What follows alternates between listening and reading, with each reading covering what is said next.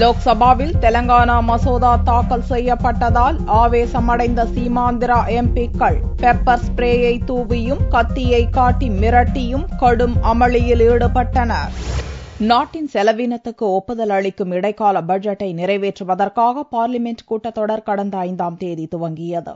தெலங்கானா பிரச்சினையால் தொடர்ச்சியாக 6 நாட்கள் இரு சபைகளும் முடங்கிய நிலையில் 7வது நாளான வியாழன் காலை லோக்சபா கூடிய போதும் வழக்கம் போல தெலங்கானா எதிர்ப்பு எம்பிக்கள் கடும் அமளியில் ஈடுபட்டதால் பகல் 12 மணி வரைக்கும் சபையை சபாநாயகர் மீராகுமார் ஒத்திவைத்தார். பகல் 12 மணிக்கு சபை கூடிய போதும் தெலங்கானாவுக்கு எதிராக கோஷங்களை முழங்கியபடி சபையின் மையப்பகுதியை சீமாந்திராவைச் சேர்ந்த அனைத்துக் கட்சி எம்பிக்கள் முற்றுகையிட்டனர். அதேபோல தனி தெலங்கானா ஆதரவு எம்பிக்களும் கோஷம் எழுப்பினர். கடும் அமளி துமளிக்கிடையே தெலங்கானா தனிமாநில மசோதாவை உள்துறை அமைச்சர் சுஷில்குமார் ஷிண்டே தாக்கல் செய்தார். இதனால் ஆவேசமுற்ற சீமாந்திரா எம்பிக்கள் சபையின் மையப்பகுதியை முற்றுகையிட்டு கடும் அமளியில் ஈடுபட்டனர். விஜயவாடா எம்பி ராஜகோபால் பெப்பர் ஸ்பிரேயை எடுத்து தெலங்கானா ஆதரவு எம்பிக்கள் மீது அடித்தார். இதனால் சபை முழுவதும் ஸ்பிரே பரவி அனைத்து எம்பிக்களும் கண் எரிச்சல், இருமலால் அவதிப்பட்டனர். அதற்குள் ராஜகோபால் சபையின் மையப்பகுதியில் இருந்த மேஜை கண்ணாடிகளை உடைத்தார். பெப்பர் ஸ்பிரே தெளிக்கப்பட்டதால் ஆவேசமுற்ற தெலங்கானா எம்பிக்கள் பாய்ந்து சென்று